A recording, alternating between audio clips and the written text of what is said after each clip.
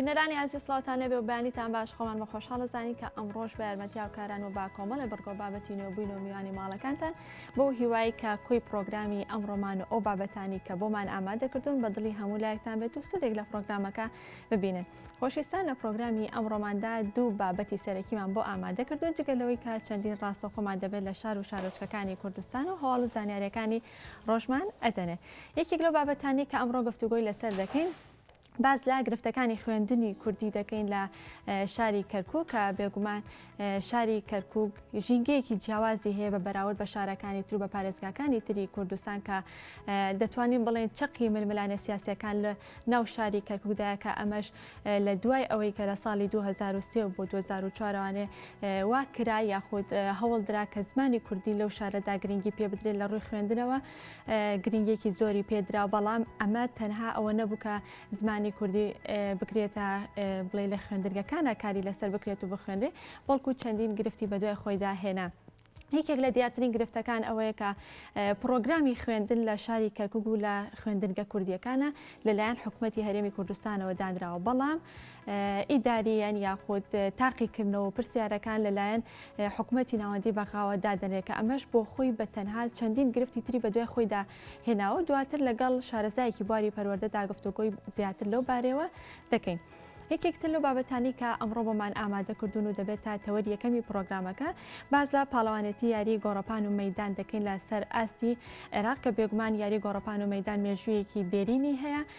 یەکەم پاڵەوانێتی لە ساڵی 1866 لە بەریتانیا ئەنجام دراوە کە با یاری یاخود بڵێن با یاری گۆڕەپان و مەیدانی ئینگلیزی ناو دەبرێتەوە دواتر لە ساڵی 1912دا یەکێتی گۆڕەپان و مەیدانی نێودەوڵەتی هاتەکایەوە یاخود دامەزراوە لە عێراقیشدا ساڵانە سێ پاڵەوانێتی ئەنجام دەدرێت بەڵام بۆ ئەم ساڵ بەهۆی بوونی ڤایرۆسی کۆڕۆنا و بارودۆخی ئێستا کە تێیدا هاتوۆتەکایەوە نەتوانرا پاڵەوانێتی یەکەم و دووەم ئەنجام بدرێت تەنها پاڵەوانێتی سێم ئەنجام درراوە کە ساڵانە لە مانگی 10 یاخود لە مانگی 11دا ئەنجام دەدرێت. یانەی وەرزشی پێشمەرگەی سلێمانی لەسەر ئاستی کچان توانیوێتی پلەی یەکەم بەدەست بهێنێت و نازناوەکە بباتەوە بۆی کە لەسەر ئەم بابەتە گفتوگۆ بکەین و لەسەر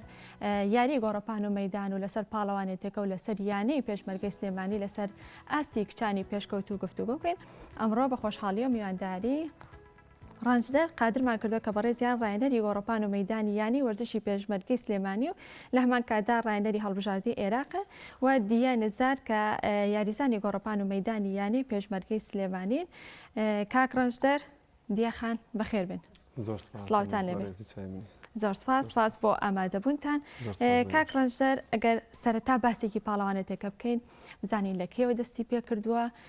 و چەند ڕۆژی خایەن و ئەنجامەکەی یاخود ئاستی یاریزانە کوردەکان لەسەر ئاستی پاڵەوانێتێکە چۆن بوو؟ سەرەتا بەیانی ئێوە و بەیانی بینەرانی کەناڵی گەلی کوردستان باش خۆتان ئاگادارن ساڵانە وەکو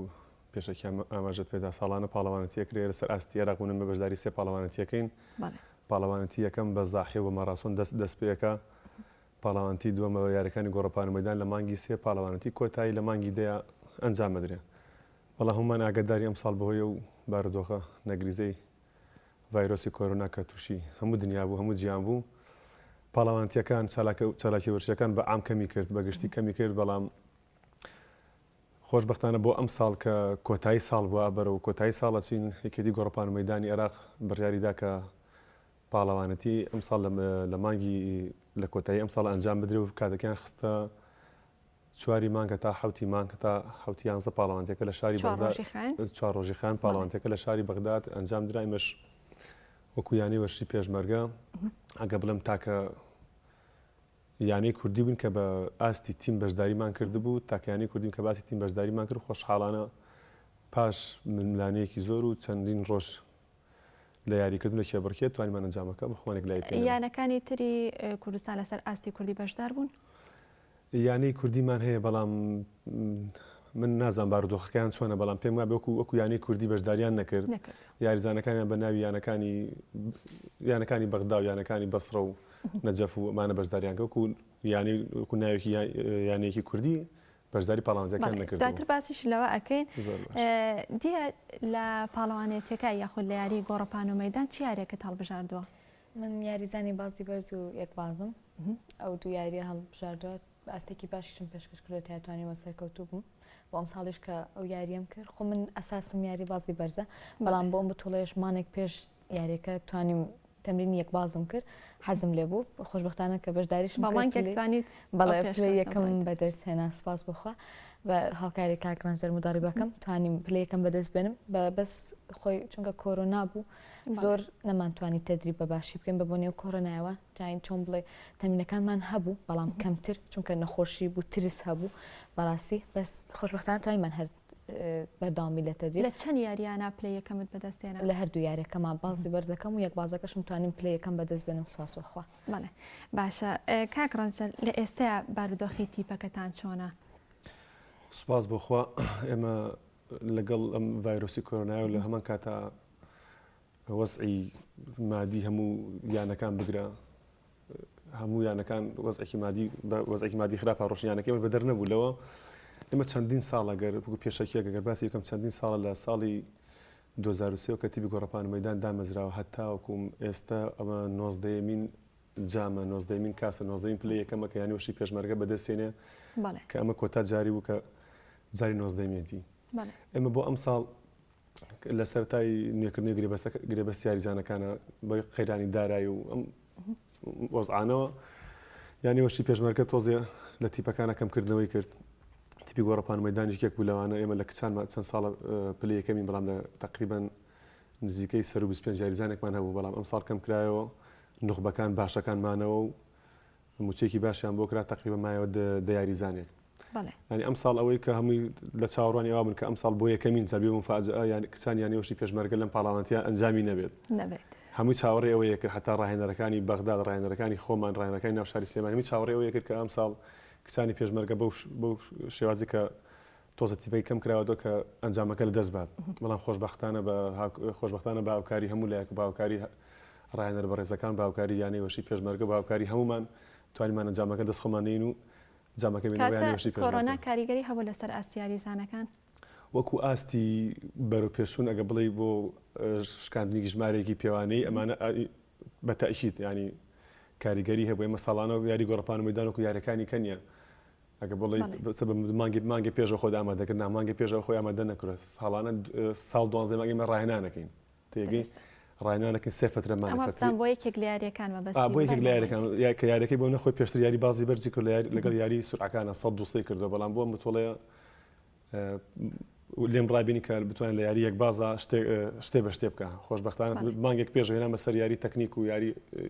قۆشتی کاملە یاری تەکنیکم پێکرد لەخوا بە زیابەوەی کە من لێم ڕابینی لە پاڵەوانتەکە پێشکەشی کرد و پلەکەین بەدەستێنە کەواتە هەر یاریزانێک ئەگەر سێ بازکە یاخود بازی بەرزکە ئەتوانێت بازەکەش بکات مەرجە لە قانونی هەموو دنیا قانونی دووەلی قانونی عێراقی شەرق و قانونی یەکێتی گۆڕەپان و مەیدانی جیهانی ئەتوانی دوو یاری حڕ بکەی بۆ نمونە دوو یاری بکەی و لەگەڵ یاریێکی بۆ منە بەریدەکان پۆستەکان یا 100 متر بێ بەریدی 100 متر یا بەریدی 400 متر بێ. بەڵێ باشە کاکڕەنج بەڕێزەوەی لە 2023 تا ئێستا هەموو ساڵێک پاڵانێتەکە خو نازناوەکە بۆ ئێوە بووە چۆن بۆ توانیوتانە ئەو ماوە زۆرە لەسەر یەک بتوانن ئەو نازناو بپارێزن ئەمە جێگەی پرسیار ینی پرسیارەکە بێت تۆ بیکەوێم شێوازە پرسیارەکە پرسیارێکی جوانە حتمما بەهۆی چیە بوو ینی ئەمە هەرا بە ئاسانی بەدەست نایە هەروە شتێکی ئاسانیە تۆ ساڵانە یەکەم بێنی پلە یەکەم بێنی وە پارێزگای لە پلە یەکەمیشکەی ئەمە هەروە ئاسانیە خۆشبەختانە بە ئێمە یانەکەمان یانیوەژی پێشمەرگە بە ینی بە جوهد و بە هیلاکومان دووبوونیوان بەڕێز جەگری سەرۆکی یانەوە سکرتێریانەوە دامانی کاریگەڕی هەموو کاتێ پاڵپشتمانن لەگەڵەوە شاوی کە ئەدەبات و ساحە و مشتەکەم بۆ دابینەکەن ئێمەشکە لە یاریگان بۆ نمونە یاریزانەکان ینی ساڵ 12 مانگ تدریبەکەن ینی هەفتانە 6 ڕۆژ تدریبەکەن جاروای لە هەفتەیەکە دە وحدە تدریبیەکەن ئەمە ئاسانیە بەڵام هیلاکی و ماندووبوونی یاریزان و هەم ڕاهێنەر و هەم یانەکەمان بەگشتی وای کردو ئێمە ساڵانە منجام بەدەست بێنین بێگومان لەشتان ساغ بێ ماندوو نەبن دیە با پرسیارەوە کەم بزانم خێزانەکە تا چەند هاوکاردن بەڕاستی ئەگەر بێتە سەرباسی خێزان زۆر هاوکاری منن چونکە چۆن بڵێ لەم تەمەنەیە ڕۆشتن بۆ شاری بەغدا بێ خێزان قورسە من هەر بێجگە لە شاری بەغدا بەشداری پاڵەوانتی عەرەبم کردو چوومە بۆ وڵاتی تونس بەشداری دەرەوەم کردووە توانیوە چم بۆ خێزانەکەم چۆن بڵێ پاڵپشتم بوون ڕێگەیان پێیان بتوانم بڕۆم بەشداریکەم ئاستی خۆم پێشکەشکەم بەڕاستی زۆر پاڵپشتم زۆر سپاسیانەکە یعنی توانی تەسود لایەنەی وەرزشی پێشمەرگەی سلێمانی وەربگریتەوە بەڵێ بڕاستی بتوانم بگەم بە ئاواتی خۆم بە خەونی خۆم توانیمە بگەم بە ئاستێکی زۆر باش بە هاوکات بە پاڵپشتی خێزانەکەم و منداڵی بەکەم بە هیوای سەرکەوتنی زیاتر دیێگیان کاکڕەنسەر جیاوازی پاڵەوانێتی لەسەر ئاستی کوردستان و لەسەر ئاستی عێراق جیاوازیەکان لە چیایە؟ هیچ جیاوازیەکان هەیە؟ بە تەکید جیاوازیان هەیە پاڵەوانتی لەسەر ئاستی کوردستان کە ئەکرێ خۆ دەزانی یاری گۆڕپان و مەیدان من بەداخەوە گرت لێک لە یانەکانی هەموو کوردستان بە عام بکەم یان لێرە یانەکان بەس وازانم بەس تۆپی پێ وەردشە هەمووی خویاوەتە تۆپی پێ کە حاڵی تۆی پێگەشتمانە بینی هەموو ساڵ هەموو کەس ئاگادارانی تۆپی پێکە ینی منافەساکەن بڕواکە پارەیەکی زۆر ینی ئەگە حسێب بکە بە ملیارات دۆلار سەرفەکەن من لە جودیش کەسێکم ناکەمەوە بەڵام بۆ پلەیەکی یەکەمی سلێمانی یا بۆ پلەی یەکەمێکی کوردستان ئەم پارە بیان ئەگەر بیخەنە خزمەتی 5-6 یاریزانی کوردەوە کە کچ بێ یان کوڕ بێ کە ئەو بەهرەیان تیا بێ من گەرنتی وێم کە ئەگەنە ئاستی زۆر بەرز و نمونەشمان هەیە یاریزانمان هەیە بەشداری پاڵەوانتی ئاسیای کردووە پلەی یەکەمی لەسەر ئاستی لە هەموو ئاسیا پلەی یەکەمی بەدەستێناوە یاریزانمانەیە هەر هەمان یاریزان بەشداری پاڵەوانتی عالەمی کردووە ینی پێما پلەی دەیمێنەوە لەسەر ئاستی یاریزانی یانی پێشمەرگەی یاخود یاریزانێکی کوردە و یانەکانی یاریزان یانی وەشی پێشمەرگەیە پلەی دەیمی بەدەستێناوە لەسەر ئاستی هەموو جیهان یعنی ئەمە ڕقەمە بەجددیانی ئەمە شتەکە کەسێک تۆزێک لە وەرشەکە تێبگا ئەزانێت کە ئەمە چییە بەڵام تۆ ئەم هەموو پارەی ئەم هەموو داهاتە جوانە خێتە خزمەتی تۆپی پێوە گلەیمان لەوە نییە بەڵام هاق هەموو یانەکە سم بە خۆشحاڵ یانی وەشی پێشمەرگەیەکێکە لەو یانانەی کە ساڵانە داهاتێکی زۆر لە گۆڕپان مەیدانە سەرفەکە بەڵام کەی دەسەر کوردستان سێرەکی بەزیانی وەشی پێشمەرگە تیپی هەیە لەوانێ 50-60 نادیتیا بێم شارە بەڵام بۆ ینی پێشمەرگە بەس ئەو تیپی گۆڕپان مەیدان یانەکانی کە خەریکی چین لە شاری هەولێرەی بە هەمان شێوە هەریانیتیانە ئەی لە دۆکیش هەر پێشتر هەبوو ینی وەشی دووەک ئەوش نەماوە ینی ئێستا گە بڵێ لە هەموو کوردستان وەکو تیم هەیان بێ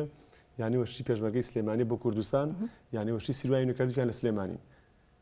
ئەوە مۆزعی تیپی گۆڕپان مەیدان ینی گۆڕپان مەیدان بە عام تۆزێک لانیان یانەکانی کەەوە گرنگی پێ نادرێگە گرنگی پێ بدرێ من دڵنیام یاریزانی تاکی کورد ڕۆڵی کورد ڕۆڵی ئەم شارە ڕۆڵی شارەکانی کە هیچیان کەمترین لە پاڵەوانە جیهانیەکان لە پاڵەوان ئاسیایەکان لە عەرەبیەکان ئەگەنە مستەوایەکی باش بەڵام یاریزانمان هەیە لەسەر ئاستی یاریزانە جیهانەکان بەڵام پاڵپشتی ناکرێت بە تەکید پاڵپشتی ناکرێنی ئەوەیە لەسەر ئاستی کچانیش و کوڕانیش لەسەر ئاستی کچان و کوڕانیش ینی سم بۆ نمونە خۆمان تیپی گۆڕپان مەیدانی یانی وەشی پێشمەرگە تیپی کوڕانی باشمان هەیە بەڵام ئەوەیە بۆ بتوڵی عێراق بۆ یانەکانی شورتە و جێشی شاری بەغاریەکەن بەڵام ئێمەوەکو کچان کچەکانمان هەموو جارە بۆ پاڵەوانتی عێراق هەم لە کوردستان هەم لە بەغداد پاڵەوانتی عێراق بەنە یانی وەشی پێشمەرگە و یاریەکەن هەموو ساڵ لە کوردستان و هەم لە عێراقیش پلێکی ئەمە دەزێنەوە لەسەر ئاستی کوردستانە پاڵەوانێتەکان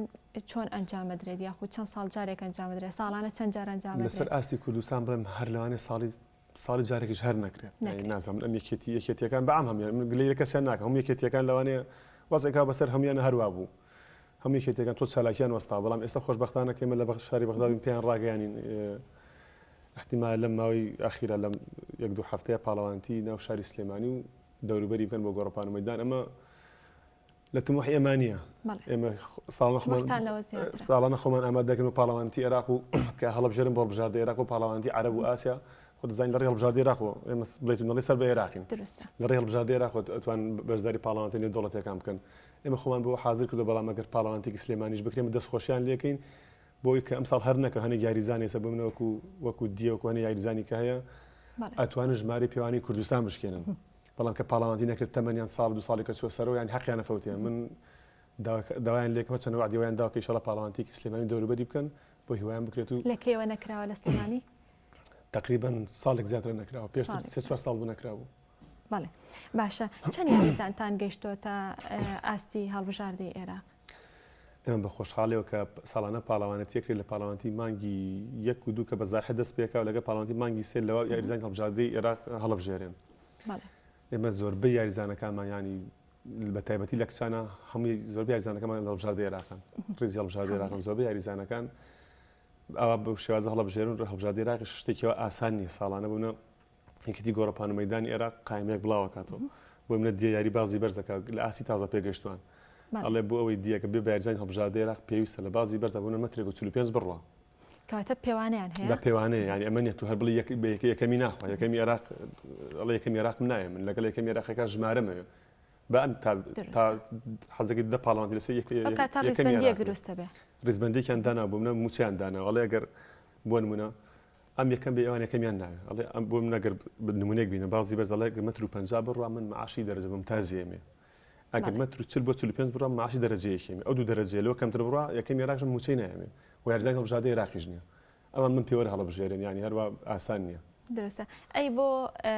ببێتە یەکێک ببێتە یاریزانی گۆڕەپان و مەیدان ئەویان هیچ پێوەرێک یاخود هیچ مەرجێکی هەیە بۆی لە ڕووی کێش لە ڕووی باڵا یەکێک بێ بە تاکید ینی ئێمە لە یاری گۆڕەپان و مەیدان ئەگەر لە مەزبوطی سێریکن تقریبا 28 یاری گۆڕەپان و مەیدان بەڵام لێرە یاریەکان چی نەگەر بە کورتیامە یاریەکانی یاریە سرعەتەکانن یاری 100 متر 200 متر و 400 متر مەسافە قەسیرە و یاری متاوڵەکان بۆ منە 400 800 1500 متاوڵەکانە چێ بۆ 5000 و 10000 یاری بربەست دەیە 3000 متر حواجز 5000 متر حواجز یاریەکان زۆر ئێت بۆ یاری هەڵدانەکان بۆ منە هەڵدانی سەقلە هەڵدانی قورسە هەڵدانی ڕمە بازەکان یەک بازە بازی بەرزە بازی زانایە سێ بازە یاریەکان زۆرن بەڵام لە کوردستانە ئاتنی بوونیاری بازی زانا هەیە لێرە ناکرێ بەڵام لە شاری باغ ئەنجام مەدرێن کەواتە بە شێکی گشتی ڕاکردنە بازدانە هەڵدانە تاوەستیانەیە هەڵدان بەڵام لە ڕاکردنەکان ئەکرێ بە سێ بەشەوە ڕاکردنی مام ناوەند ماوە کورد ماوە درێژ بەڵێ پێوانەکان چی بوون بۆ پێوانەکان ئێمە ساڵانەکە خۆتە زانی کە دێمە هیچ ئەدەبات و شتێکی وامانێم یاریزانە بخێنە ژێر فەحس و ژێر شتێک بەڵام هەر زاهرن بە خیبرەی ڕاهێنەرەکە کەم یاریزانە ئێت بۆ منە ماسەفاتی جسمی ئەگەر بۆ منە زعیف و باڵا بەرز بێ ئاهاتن بۆ بازەکان باشە بۆ ڕاکردنەکان باشە بۆ یاری بربەستەکان باشە لە هەمان کاتەکە یاریزان تۆزێکگەر قەڵەویش بێ بەخۆ بێت ئەمە بۆ یاری هەڵدانەکان باشە یعنی لە یاریزانی واژێ بۆ نمونە لەوانەیە وەسەدی بەڵام سێرەکەی کە تاقیەکەی تو خێز ژێر سێرەکەی نەفەسی باشە ئەم تۆ بە دەرەکەم یاریزانە بۆ یاریزانی ماسافات بێ بۆ یاریزانی هەڵدانەکانە بیا بۆ یاریزانی بازەکان بازەکانش بۆ شێوازە جیاکەیتەوە کاتە پێوەری هەیە بەڵام پێوەرەکان زۆر قورسنی پێوەری هەیە پێوەرەکان لێرە ناڵم هیچ شتێکی وامانێ بەس بێ بە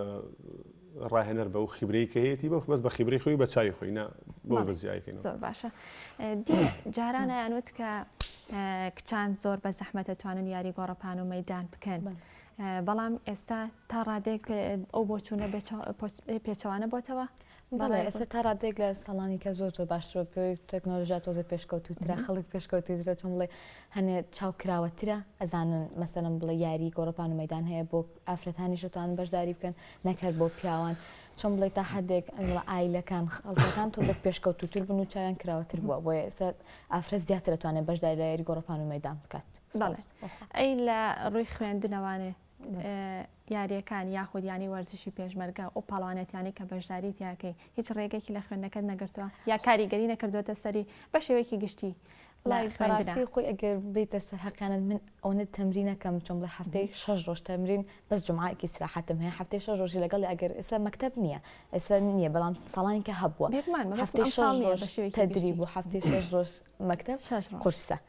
بەڕاستی تۆزێک کاریگەری هەیە لەسەر دەرەجەکان بەڵام هی ئەوە نییە بکەویت لەسەری بەڵام تۆزێک بەشداری چەند پاڵەوانێتیت کردووە وڵای زۆر بۆ عێراق بەشداری زۆرم کردووە لە تقریبا 12 ساڵ بووم یاری گۆڕەپان و مەیدانم کرد لە 13 ساڵی من بەشداری بتۆ لە عێراقەکەم هەتا ئێستا سپاس بۆ خوا چی ساڵەکانیشە بە دەگمەن هەبوو پلەی دووەمی یا سێم بەدەست هەمووی پلەی یەکەم بووە و هەروەها ساڵێکی لەم پێش بەشداری بتۆ لە عەرەبم کرد لە دەرەوە بۆم بەیارزانی هەڵبژاردەی عێراق سپاس سەرکەوتوو بیت زیاتر کاک ڕەنجەر پێشتر باس لەوە کە کەوتە یاریزانمان هەبووە لە ئەستەر ئاستیانەکانی تری ناوەڕاست و خواروی ئێران بەشدارن چەند یاریزانتان بەشداری کردو لەسەر ئاستیانەکانی تری ناوەڕاست و خواروی عێراق ئێمە ئێستا بۆنە پێشتر کە یانیوەشی پێشمەگە تیپی کوڕانیشمانە بوو بەڵام تیپی کوڕامان هەبوو بوونە موچە و گرێبەست و هەموو شتێکیان هەبوو باش هەر کە پێشتریش بەمونە لەسەر ئاستی کوڕان تۆزە قورسە یعنی تۆ بتەوەکو تیم چۆن لە پێشکەوتوانە پلەی یەکەم بەدەستێنی بتوانین لە کوڕانیشا پلەی یەکەم بەدەستبێنی چکە یاری گۆڕەپان و مەیدان یاریەکانی شورتە و جێشی بەغداد ینی ساڵانە پارێکی زۆر سەرفەکەن ئەمە کە یاری گۆڕەپان و مەیدان 26 دیاریە لەوانەیە هەر یانێک نزیکەی بۆ ئاستێک نزیکەی پێویستی بە 50 6 یاریزانە بێ مەش کولفەیەک و تقریبا بڕێکی مادی زۆری تێچێ ئێمە لەگەڵەوەشە کە هەر ساڵانە خۆشببختان یانیوەشی پێشمەرگە و دەرگای لە یاریزانەکان دانەخست و یاریزانە کوڕەکان پاڵاوانتی کوردستان بۆ خۆمان یاریانە کرد پاڵاوانتی عێراق حڕی کردوون کە بۆ یانەکانی بەغداد دیاریکەن لە هەمان کەتە موچەی کەشیان هەبوو ئەمە بۆ یاریزان زۆر باش بۆ یاریزانە کوڕەکانمان زۆر باش بوو کە لەم لە موچیانی وەشی پێشمەرگانە و لای شۆ موچی یانەکانی شۆرتۆجێکی شاری بەغدادیان هەبوو بەڵام بەم کۆتای بەهۆی قەیرانی دارایی و ڤایرۆسی کۆرۆنا وەسعی مادی هەموو لای خرابوو یانیوەشی پێشمەرگە باشی زانی کوڕەکان بۆنە کوڕە پاڵەوانەکان کە مەجموعەیەکی تقریبا حەوەش یاریزانێکی باشم ماوویە کە دەستبەرداریان بێت و ئێستا بەس بۆ پاڵەوانتی عێراق بەیانەکانی شۆرتۆجێشی بەغداد دیاریەکەن وەکو تیپی بە هەمیشە وەکو تیپی کوڕان لە ئاستی پێشکەوتوانە ئێمە وەکو تیم نیمانە بەڵام تقریبا سێ چوار یاریزانێکی مناڵمان هەیە کە ئێستا حالیان من خۆم سێ یاریزانێکم هەیە کە لەسەر ئاستی ئێمە کە بە کچان ڕۆشتین بەڵام تاکە یاریزان کە یانیوەش پێشمەرگە لەگەڵمانە بوو کوڕێک بوو لە ئاستی پێشکەوتوان کە بەشداری پاڵەوانتی بێکە لە یاریەک بازە وایە پلەکەین بەدەست بێنایە بەڵام بەهۆی تێکسوونی پرۆژ و شتەکانیەوە پلەی دوێن بەدەستێنامەش خۆشحاڵیە چووکە پلەیەکی دووەمی لە ئاستی کوڕانە لەو منافەسەیە کە زیاتر بیرم چوو باسیکەم زیاتر لە 50 بۆ 60 بەشداریکەن تۆ پلێکی یەکەم پلێکی بە دنیا لە سێ مەرکەزەکە بەدەست بێنێمە جێگەی شانازی و جێگەی مای ئومێدە بۆ ئێمە کە ئیشەڵا هەموو یاریزانەکان بتوانین لە داهاتوە چاوەڕێ وان لێن کە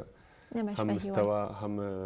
ئەرقام و ژماری باشتر تۆمارکەم بۆ خۆیان و بۆ یانەکان و بۆ شارەکەیان ئەی لەسەر ئاستی یانەی وەرزشی پێشمەرگەی سلێمانی هیچ یاریزانێکتان هەیە بە ڕەگەز عەرەب لەسەر ئاستیانەی وەشی پێشمەرگە ئێمە تەنها یاریزانێکمان هەیە بە ڕەگەز عەرەب ئەویش هەر لە مناڵێ و کاتوتە ناو بواری ڕێازەوە هەر لە هەولێرژیاوە ینی هەر ئەمە نییە لەش پلەن لە شاری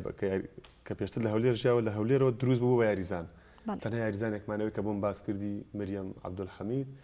ئەوە یاریزانی هەڵبژاردەی عێراقە و خاوەنی ژمارەی پیاوانەی عێراقە و لە هەمان کاتا بەتەڵی عەرەب و بەتەڵی ئاسیایە و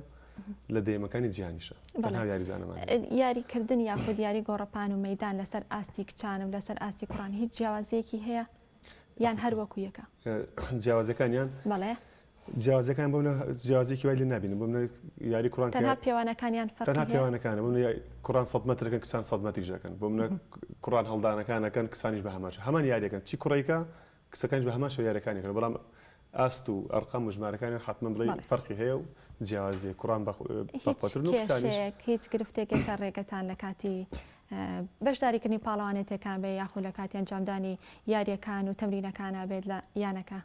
ئێمە سوپاس بەخوا یانەکەمان کە ڕاهێنانەکەین هەموو ئەدەوات و هەموو شتێکی بۆ ئامادەکردوین یاریگەمان بۆ ئامادەیەوە خۆشبەختانە پاسی هاتو چۆمان هەفتەی دوو ڕۆژ سێ ڕۆژ ئامادەیە ئێمە بێجگەلەوە ڕۆژانی ئاسن خۆمان ئاسنەکەین یاریزانەکان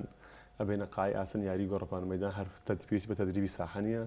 پێویستی بە تەدریبی ئاسنە پێویستی بە تەدریبی مەلەیە پێویستی بە تەدریبی شاخە ینی یاریێکی ئەگەر بستناوە یاریێکی ئاسانی یاریێکی قورسە بەڵام یاریێکی پڕکێ تۆ لە یاریگا کە خۆ تەنها 100 مەترەکەی تەنها پشت بە خۆتی خۆ دەبەستیت تێگەی نای وەکو فەرقێکی وای پێ نابینم کوڕەکان چ یاریەکەن کچەکانیش بە هەمان شێوە هەمان یاریەکەن جیاوازێکی نییە زۆر باشە دیە تا چەند ئامادەی بۆ پاڵەوانێتێکی تر وڵی بەڵام چۆن بڵم ئەوە نابێ هاتوومەتەوە لە بتوڵی بەغا بازم دوو ڕۆژە بێ هاتوومەتە حاليا لإستراحة توزك بيسم بإستراحة هيك كبراسي زور ما نوبين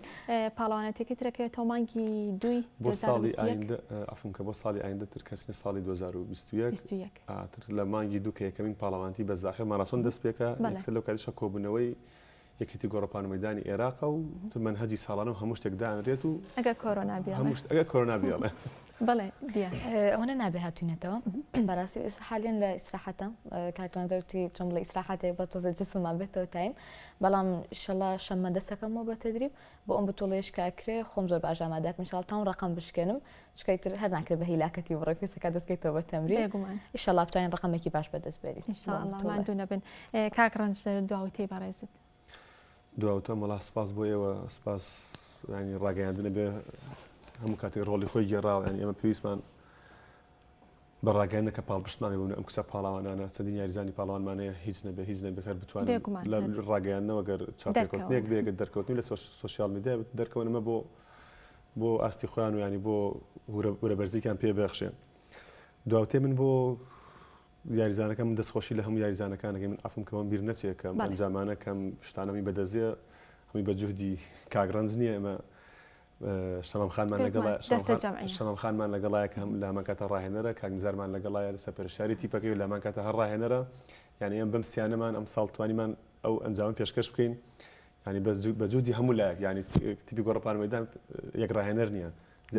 ئێمە تقریبا سێ ڕاهێنەرین لە ینیوەشی پێشمەرگە بە هاوکاری هەموو لایەکمان توانیمانم ئەنجام بەدەست بێنین دوایوتە منەوەی دەستخۆشی لایەنەکەم مەکەم ینیوەشی پێشمەرگە دەستخۆشی لای زانە پاڵاوانەکانەکەم کە بە سەرما بە گەرما ماندووە بنخوانی لاکەم بۆی بتوان سەری هەم سەری خۆیانم سەریانەکان بەرزکەنەوە لە پاڵەوانەتی ناوخۆیەکان و پاڵاوانەتەکانی دەرەوە دەستخۆشی لە خانەوادە یاریزانەکانەکەم بەڕاستی ینی بێکمانەوە ڕۆڵێکی بەرچاویان هەیە ینی هیوادارم ئەو سیقەیەک و متمانێکی باشیان بە ئێمە تۆ کچی خۆت لەم کاتە ئێمە ساڵانە کاچینە بەغداد بە سیارە ڕێن ئەو ڕێگە ناخۆشە ئەم وەزع ناخۆشە کە دڵیان لە مشتیانانی سیقە و متمانە بە ئێمەکەن وەکو کەسێک نزیکی خۆیان ڕۆڵەکانی تەسلیم ئێمەکەن ئێمە سوپاسی ئەو سیقە و متمانەیانەکەین دەستخۆشیان لێکن کە هەمویان زۆر هاوکارمان ئەگەر ئەوان هاوکارمان نەبن حتمما ئێمەش ئیسمان پێ ناکرێت دەستان خۆش بێ لەشتان ساخێمان دوو نەبن پیرۆستان بێت پیرۆزبایمان هەیە بۆ بەڕێستان و بۆ سەرجەم لە یاریزانەکانی تر زۆر سپاس بۆ ڕەنجدەر قادر ڕایەنەری گۆڕپان و مەیدانی یانی وەرزشی پێشمەرگەی سلێمانی و ڕایەنەری هەڵبژاردەی عێراق و دیە نەزەر یاریزانی گۆڕپان و مەیدانی یانی پێشمەرگەی سلێمانی سپاس بۆ ئامادەبوونتان کە لە بەشەی پرۆگرام لەگەڵ ئێمەدا ئامادەبوون بەڵێ خۆشەویستان ئێستش ڕاستەوخۆ دەچینە تەوری دومی پرۆگرامەکەمان باز لە گرفتەکانی خوێندنی کوردی دەکەین لە شاری کەرکووک کە بێگومان شاری کەرکووک ژینگەیەکی جیاوازی هەیە بە بەراورد بە شارەکانی تر و پارێزگاکانی تری کوردستان و عێراق کە دەتوانین بڵێن چقی ململانێ سیاسیەکان لەو شارەدا بوونی هەیە لە دوای ئەوەی کە لە ساڵی 2023 و 2004 گرنگی بە خوێندنی کوردی یاخود بە زمانی کوردی درا لەو شارەدا بەڵام ئەمە کۆمەڵی گرفتی بە دوای خۆی داهێنا یەکێک لە دیارترین گرفتەکانی ئەوەیە کە پرۆگرامی خوێندن لە ناوەندە خوێندنگەکان یاخود لە ناوەندە کوردیەکان لە شاری کەرکووکە ئەوەیە کە پرۆگرامەکە لەلایەن حکوومەتی هەرێمی کوردستانەوە دانراوە بەڵام ئیداریە یاخود کارگێڕی و تاقیکردنەوەکان و دانانی پرسیارەکان لەلایەن ناوەندی بەغداوە ئەم پرسیارانەوە خولانە ئیدارەکەی ئایدی ئەوانە کە ئەمەش بۆ خۆی بەتەنها کۆمەڵی گرفتی تری بە دوای خۆی داهێنا بۆی کە لەسەر ئەم بابەتە بە وردی گفتوگۆ بکەین ئەمڕۆ بە خۆشحاڵی و میوانداری مامۆستا ئەندام جەباریمان کردە کە بەڕێزیان شارەزان لە بواری پەروەردە و لە هەمان کاتا ڕایەنەری گەشەپێدانی مرۆین مامۆستا ئەندام سڵاو لێبێ و بەیانیت باش سپاس بۆ ئامادەبوونت کە بەشەیەکی ڕاستەوخۆ لە ستۆدیۆکانمان لە شاری کەرکووکەوە لەگەڵ ئێمەدا ئامادەی ئەگەر هەر بۆ پرسیارە دەست پێ بکەم دیارترین ئەو کێشە و گیرۆگرفتانە چین کە لە بەشی خوێندنی کوردی دیارە یاخود بەدەستیەوە دەناڵێنن بەڵێ بەلای خۆی بەخشندە سڵاو لە بەڕێستان و لە تەواوی بینەرانی کەناڵە جوانەکەتان دەستخۆشی بۆ ئەم دەرفەت و دیدارە دیارە ئاشکراون و بەڵگەنەویستە خوێندنی کوردی لە کەرکووک لە پاش پرۆسەی 2023ەوە کە دامەزراوە بە چەندین ئاستەنگ و گرفت و کۆسپ و تەگەرەدا تێپەڕیوە دەیان قۆناغی هەستیار و دژواری بەخۆیەوە بینیوە لە دەیان هەوراز و نشێوی سەختی داوە وێڕای ئەوەش خۆشبەختانە ساڵانە کۆنمرەکانی فێرخوازە کوردەکان لە بەرزبوونەوەدایە و یەکەمەکانی کەرکووک و عێراق بەگشتی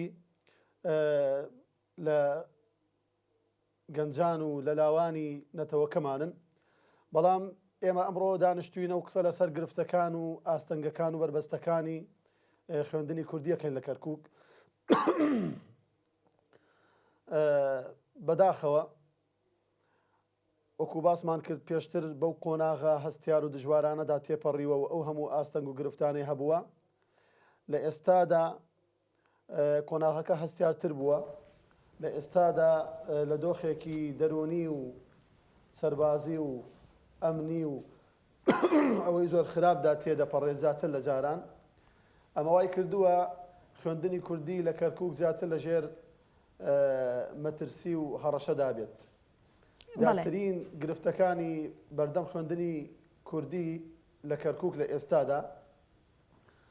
ئەوەیە حکوومەتی ناوەند بڕیاری داوە بستنەوەی ئەم مانگە دەستپێکی وەرز و ساڵی نوێی خوێندن بێت دیارە بەگرتنە ڕێوشێنی کۆمەڵە ڕێکاری تایبەت بە خوێندن بەڵام بەداخەوە تا ئێستا خوێندنی کوردی و حکوومەتی هەرێم هیچ بڕیارێکیان نییە بۆ پەروەردەی کوردی لە کەرکووک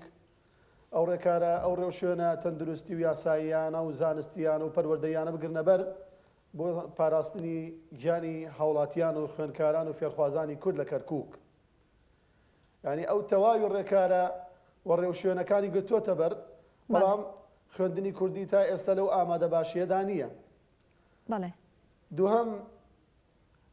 حکوومەتی ناوەند پێشتر کەناڵی پەروەردەیی هەبووە بۆ فێرخوازانی و ئێستاش لەم قۆناغەدا بڕیاری کردنەوە و دامەزراندنی 3 کەناڵی پەروەردەیی داوە بە عەرەبی. بەداخەوە تا ئێستا کەناڵێکی پەروەردەیی کوردی نییە لە کەرکووک کە زمان حاڵ بێ و گزارش لە پەروەردەی کوردی کەرکووک بکات. بە تایبەت لەم قۆناغەدا ئێستا باس لە بە سیستمکردنی ئۆنلاین نەکرێت لە خوێندنی عێراق بەگشتی. دەبێت حکوومەتی هەرێمی کوردستان ماوەستا ئەندام بۆ چوونی بەڕێستان یاخود هۆکاری ئەم گرفتانە کە دروستە بێت دەگەڕێتەوە بۆ نەبوونی هەماهەنگی لە نێوان حکوومەتی هەرێمی کوردستان و حکوومەتی بەغداد؟ بەڵێ بێگومان گرفتە گەورەکە ئەوەیە ئێمە وەکو خوێندنی کوردی لە کەرکووک منهەج و پرۆگراممان لە هەرێمەوە دێ سەر بە وەزارەتی پەروەردەی حکوومەتی هەرێمی کوردستانە، بەڵام تێکڕا و تەواوی بڕیارە فەرمی وزارەکان و تیایشدا پرسیارە وزارەکانی تاقیکردنەوەکانمان لە بەغداوە دێت. تەواوی بڕیارەکان لە بەغداوە دێت. ئەمە گرفتێکی زۆر گەورەی دروست کردووە. خۆشمان نەزانین بە تایبەت لە ئێستادا یعنی قۆناغەکە لەوەدایە کە تەنسیق و هەماهەنگی و هەمەلایەنی نییە لە نێوان وەزارەتی پەروەردەی حکوومەتی هەرێمی کوردستان و وەزارەتی پەروەردەی ناوەند، بۆیە بۆشاییەکی زۆر گەورەی دروست کردووە. یعنی یەکێک لە بۆشایەکان لە گرفتە گەورەکان ئەوەیە ساڵانە هەڵەی گەورە و کوشندە قاتل لە پرسیارە وزارەکان ئەبینرێت. هەڵەی زمانەوانی، هەڵەی فەنی، هەڵەی زانستی. و ئەم ساڵیش لەم چەند ڕۆژەدا لە خولی یەکەمی ئەزمونە وزارەکاندا بینیمان و خۆپشاندانی گەورەی لێکەوتووە و ناڕەزایی زۆر بەرفراوانی لێکەوتووە لەلایەن فێرخوازانی کوردی کەرکووک لە کەرکووک کە هەڵەی گەورەی تێدا بوو پرسیارە وزارەکان. باشە مامۆستا ئەندام لە هەرێمی کوردستان کاتێکە هەڵەیەک لە پرسیارەکانە دەبێت دواتر قەرەبیان بۆ دەکرێتەوە. ئەمە لە پرسیارەکان یاخود لەو هەڵانی کە لەلایەن حکوومەتی بەغاوە ئەکرێت هیچ قەرەبوویە کەکرێتەوە بۆ خوێندکاران؟ قەرەبوو کرایە، بەڵام بە ڕێژەیەکی زۆر کەم. تۆ فێرخوازێکی زۆر کاتێک پرسیارەکانە بینی هەڵەی تێدایە ببورن هەڵەی تێدایە و بە شێوازێک دەرکراوە مەسەلەن پرسیار هاتووەتەوە لە دەرەوەی منهەج ئەمساڵ لە وەرزیەکەمدا. فێرخواز وەرەقە بە سپێتی تەسلیمی ئەوە ئەکەو دەرەچێت، یعنی ئیمتیحان دو ئەخا بۆ دەوری دووەم و دەوری سێیەم بەداخەوە. یعنی بەغدا پشت بە کۆمەڵی مامۆستا ئەبەستێ کە سەر بە خوێندنی کوردی نیل لە کەرکووک. ئەمە گرفتەکە لێرەیە. یعنی تۆ ئەو بەڕێزانەی پرسیارە وزارەکان دەرەکەن بۆ کوردی کەرکووک سەر بە خوێندنی کوردی نین. ئەنی بەغدا هەڵیان ئەبژێرێ. ئێمە ئەزانین زیاتر لە 8,000 مامۆستا و فەرمانبەر ڕاژەیان لەسەر حکوومەتی هەرێمی کوردستانە و موچە لە حکوومەتی هەرێمی کوردستانەوە وەرەگرن و بۆشایەکانی پەروەردەی کەرکووک ناوەندەکانی ئێوارانیش هەمان کێشە و هەمان گرفتیان هەیە یاخود ئەوان سەر بە ناوەند و یاخود بڵێ سەر بە بەغان ئەوان؟ نا هەڵبەتە جیاوازە. یعنی ناوەندی خوێندنی ئێوارانمان هەیە سەر بە بەغدایە و هەشمانە سەر بە هەرێمی کوردستانە. گرفتەکە لەوەیە کۆی گشتی پرسیارە وزارەکان کاتێک دەرەکرێن یەک ئەندامی لیژنەی ناوەندی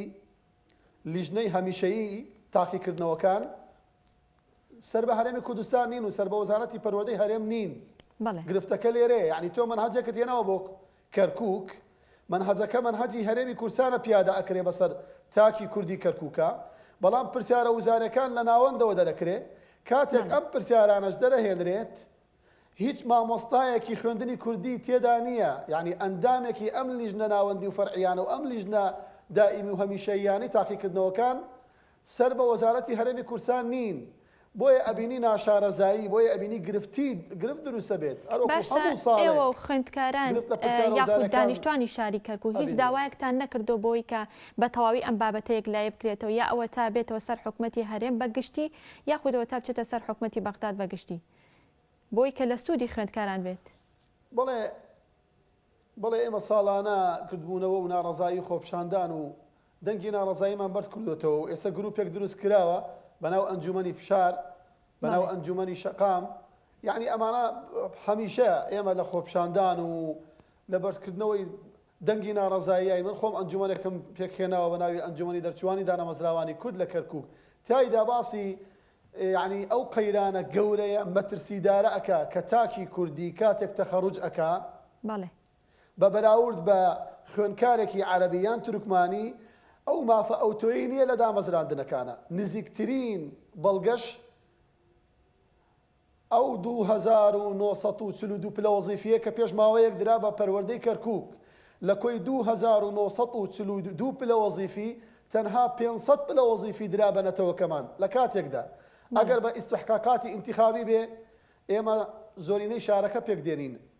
لایەنی کەم ئێمە نیوەی شارەکەین 8 کورسیمانەیە لە کەرکووک ئەگەر بە ڕێژە و ژمارەی دانیشتوان بێ لە 152 دانیشتوانی کەرکووک لە نەتەوەکەی ئێمە یەو کووردە ئەگەر بە ڕێژە و ژمارەی خوێندنگا و قوتابخانەکان بێ ئێمە زۆری نین بەڵام کاتێک دێن پلە وەزیفیەکان دابەشەکەن ئیستحقاقەکەمان کەمترە 500 پلە وەزیفی لە کۆی 2942 پلە وەزیفی ئەمە کەمترین مافە و ئێمە هەمیشە وتومانە میلەتی ئێمە نابێ بەمە ڕازی بێ و نابێ ئەمە تێپەڕێ بەسەریە ئەمە یەکێکە لە گرفتەکانی خوێندنی کوردی لە کەرکووک بەداخەوە باشە مامۆستا ئەندام کەواتە ئیداری خۆجێی شارەکە لە عەباسیەوە بەڵێ کەواتە ئیداری خۆجێی شارەکە ناتوانێت ڕۆڵ ببینێت لە چارەسەرکردنی ئەم گرفتارۆکو بەڕێستان ئاماژەتان پێکرد کاڵێ بەشێکی زۆری دانیشتوانی شاری کەرکووک کوردەوە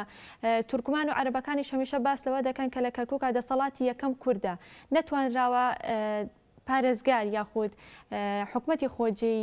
ئیداری خۆجێی شاری کەرکووک ئەو گرفتە چارەسەر بکات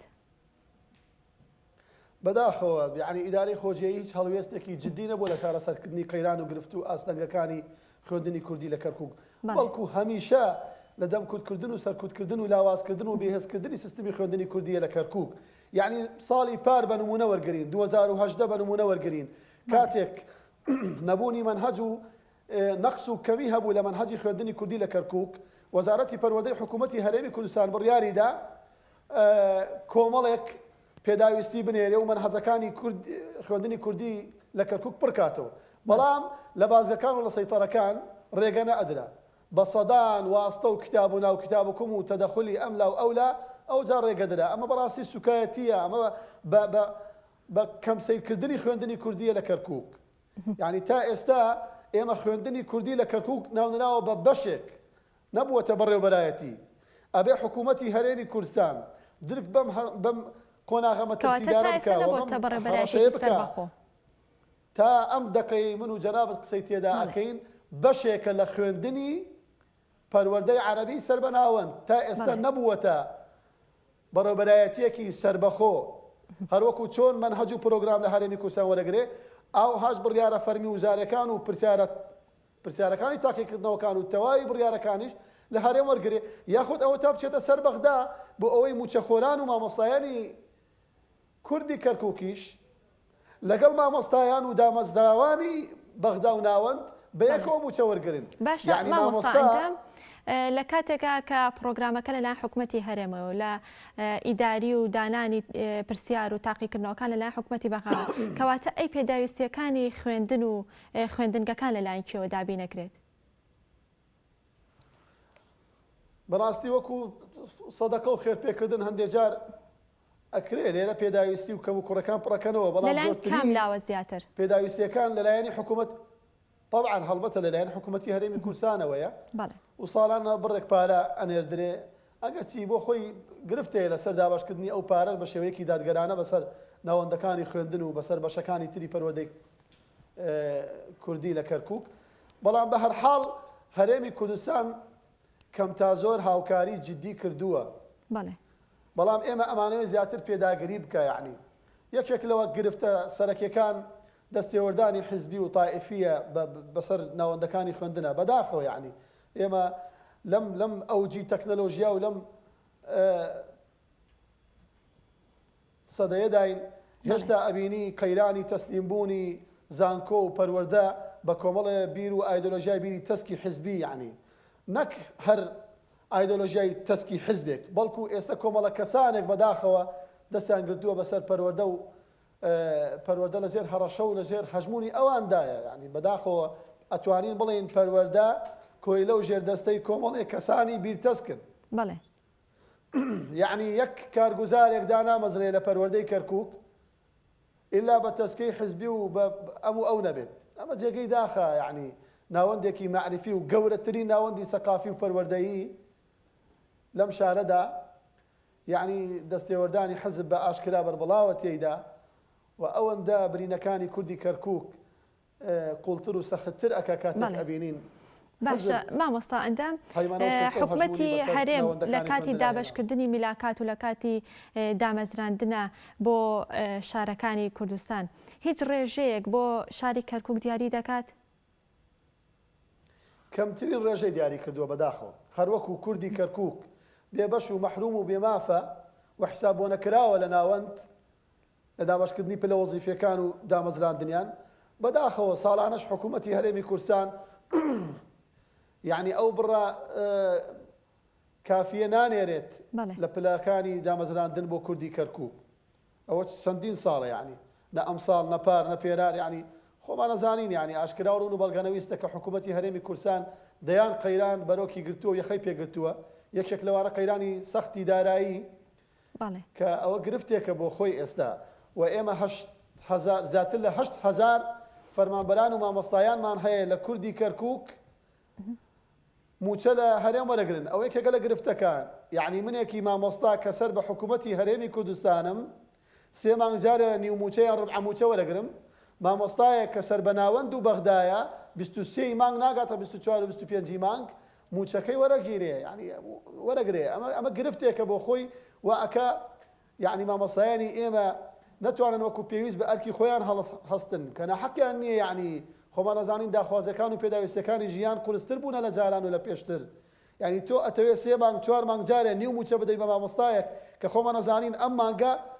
مامۆستایانی هەرێم و ینی موچەخۆرانی هەرێم موچەی مانگی 5 وەرگرتووە کە ئەمە گرفتێ بەڕاستی. مامۆستا ئەندام ئەو مامۆستایانەی کە میلاکاتیان سەر بە حکوومەتی هەرێمی کوردستانە لەسەر داوای خۆیان ئەم میلاکاتان هاتوۆتە سەر حکوومەتی هەرێمی کوردستان خود ئارەزومەندانەیە ئەگەر سەر بە حکوومەتی بەخابێت یاخود سەر بە حکوومەتی هەرێم بەڵێ مە لە دوای پرۆسەی ئازادی عێراق ینی دامەزراندنەکان کرایەوە بە ڕووی هاوڵاتیانی کەرکووک و کوردی کەرکووک بە تایبەت لە ناوەند و لە ئەوە ئیتر ئەوەی هەوڵیدا توانی لە هەرێمدا بمەزرێ دامەزراوە و تا ئێستاشی پێوە بێ ئەوەشی توانی لە ناوەند دامەمەزرێ دامەزراوە بەڵام خۆمان نەزانین ئەو قەیرانە سەختەی بەرۆکی حکوومەتی هەرێمی کوردستان گرتووە ئێستا وای کردووە یعنی گرفتەکان زۆرتر بن بە تایبەت لەسەر کوردی کەرکووک بەداخەوە یعنی ئێمە لە شارێکین نیوەمان نیوەی دانیشتوانی موچەخۆرانی شارەکەمان لەسەر ناوەندن و لەسەر بەغدان نیوەکەی ترمان سەر بە هەرێمن ئێستا ئێمە هەست بە مەزلومیەت و ئەوە ئەەکەین یعنی برینەکەمان قوڵترە کاتێک ئەبینین مامۆستایەک لەگەڵ ئێمە لە خوێندنگاکان دەوامەکە 23 مانگ موچەکەی وەرەگرێ بە زیادەوە بە ئێمە 3 مانگ جارێ نیو موچە وەرەگرین ئەمە جیاواز لەوەی کە ئێمە کۆمەڵی امتیازات و تایبەتمەندی هەیە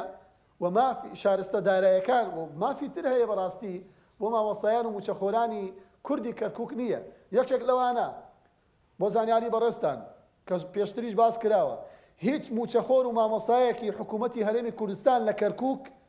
کەفالەتی نایخوا لە هیچ دەستگایەک لە هیچ بەڕێوەبەرایەتیەکی کەرکووک یعنی من ئەگەر بمەوێت کەفالەتی بەڕێزت بکەم لە هەر گرفتێک لە هەر دۆسیەک لە هەر بابەتێک کەفالەتی من نایخوا لەبەرەوە ئەڵێن تۆ سەر بە هەرێمی کوردستانی ئەمە بەڕاستی سوکایەتیە ئەمە کارەساتە تا ئەم دقەیە تا ئەم ساڵەیە تۆ ئەمە گرفت بێت بەڵێ مامۆستا ئەندام لە ڕووی دەوامکردن لە خوێندنگەکانەوە چۆنە بەدەر لەوەی کە زەویدا بەشەکرێ مامۆستایانی حکوومەتی هەرێمی کوردستان لە کوردی کەرکووک ناگرێتەوە ئەمە جێگەی داخە بەڕاستی بەڵێ لە ڕووی دەوامکردن لە خوێندنگە کوردەکانە چۆنە خوێندنگە کوردەکان چەند دەوامی تیا دەکرێت لە ڕۆژێکدا یاخود چ جیاوازیەک هەیە لە ڕووی ژمارەی دەوامکردنەوە لە نێوان خوێندنگە کوردەکان و خوێندنگەکانی تری سەر بە مەرکەزی عێراقی بەڵێ ئەوە شێکێکە لە گرفتە گەورەکان بەڕاستی زۆربوونی ڕێژە و ژمارەی خوێندکاران و کەمبوونی بینایی قوتابخانەکان و هەندێک لە قوتابخانەکان یعنی لە مەترسی ڕمان و داڕوخاندایە بۆیە چۆڵ کراوە یعنی یعنی ئەمە کارەساتە تا ئێستا خوێندنگامان هەیە 3 دەوام و 4 دەوامی تایە بە دەوامی ئێوارانەوە خوێندنگامان هەیە 5 دەوامی تێدایە ئەمە کارەساتە یعنی ئێستا سیستم چۆن 5 دەوام مامۆستا ئەندام لە ڕۆژێکا چۆن 5 دەوام ئەکرێت کاتەکان چۆن دابەشەکرێت یعنی بە خوێندنی ئێوارانەوە 4 دەوام بۆ 5 دەوام ئەڕوە یعنی ینی خوێندنگا هەیە هەتا سەعاتی 11 دەونی و 11 دەوامی هەیە بەڵێ دواتر تا 3 دەوامی دواتر تا 6 دەوامێترە ئەوجا دەوامی شەوان و ئێوارانیشە ئەمە کارەساتە لە هیچ وڵاتێکی دنیا برا لە مۆزەمبیق شتیوان نەماوە ئێستا تۆ سیستمێکت هێناوە لە نەرویج لە سوید لە لوبنان چاپ کراوە و منهەجەکەت لە لوبنانەوە هێناوە بۆ کوردی کەرکووک و ئەویش حاڵی وە گوزەرانی خوێنکاران و فێرخوازان و بینای قوتابخانەکانە بەداخەوە یعنی کەمترین بینا دروست کراوە تا ئێستا لە دوای پرۆسەی ئازادی دروست کراوە مامۆستا ئەندام دەرچوانی خوێندنگە کوردیەکان دەتوانن لە زانکۆکانی هەرێمی کوردستانە دەوام بکەن یاخود وەربگیرێن ئەوەش یەکێکە لە گرفتەکان کە پێم وا بوو بڕیار بۆ قسەی لەسەر بکەین ئەوەیە کاتێک منێکی فێرخواز منێکی خوێنکاری کوردی کەرکووک لە کەرکووک تەخەڕوجەکەم لە زانکۆ من لە یەکی سەرەتاییەوە منهەجی کوردی ئەخوێنم کە تێکەڵ زانکۆی کەرکووک یاخود ناوی لە حەویجە هاتۆتەوە کوردی کەرکووک ناوی لە دیالە هاتۆتەوە ناوی لە بەغدا و مووسڵ هاتۆتەوە سەدان خوێنکارمانەیە لە تکریت ناوی هاتۆتەوە کە چاو ئەکاتەوە لە دنیایەکی ترایە سیستم عەرەبی مامۆسا عەرەبی ئەسئیلە و پرسیارەکان بە عەرەبی تەنانەت بۆی نییە بە کوردیش وەڵام داتەوە و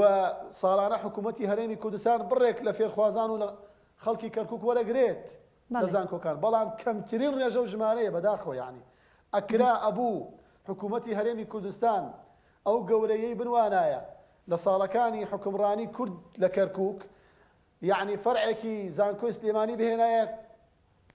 کەرکووک فەرعێکی زانکۆی سەلاحەدین بە بڕیارێکی فەرمی وزاری بهێنرایە کەرکووک بۆ ئەوەی منێکی فێرخواز و خوێنکاری کوردی کەرکووک کاتێک ئەو هەموو ساڵەیە بە سیستم و بە منهەجی خوێندنی کوردیا تێپەڕیم و بە زمانی شیرینی کوردی خوێندومە لە زانکۆش هەمان سیستم و هەمان منهەج بخوێنم مامۆستا ئەندام هۆکاری ئەمە بۆچی ئەگەڕێتەوە ئێوە بە دوواداچوونتان کردووە بۆ ئەوەی کە هۆکاری ئەوە بدۆزنەوە کە بۆچی خوێندکارانی خوێندنگە کوردەکانی شاری کەرکووک لە زانکۆکانی هەرێمی کوردستان وەرناگیرێن وەڵامیان چییە بۆ ئەمە بەڵێ بە دوواداچوونی جدیمان کردووە من ئەمساڵ خۆم لەگەڵ بەڕێز دکتۆر ئالاندا دیدارێکم هەبوو سەردانم کردو لە نزیکەوە لەگەڵا قسەمان کردو باسی گرفتەکانمان کرد بە تێکڕای گرفتەکان یەکێک لەوانە ئەوەیە وەڵامی ئەوان ئەوەیە ئەڵێ ئێمەش ژمارە و ڕێژەی قوتابیمان زۆرە و ئێمەش نەقسی بینایەتمانەیە ئێمەش نەقسی بودجە و ئەوەمان هەیە بەڕاستی پێداویستیمان هەیە نەقسەکە ئەوانیش ئەناڵێنن ساڵانە و ئەوانیش وەکوتم بەدەیان ئاستەنگ و گرفت و لەمپەر و قەیراندا تێ ئەپەڕن ئەوانیش خۆیان نەقسیانەیە یعنی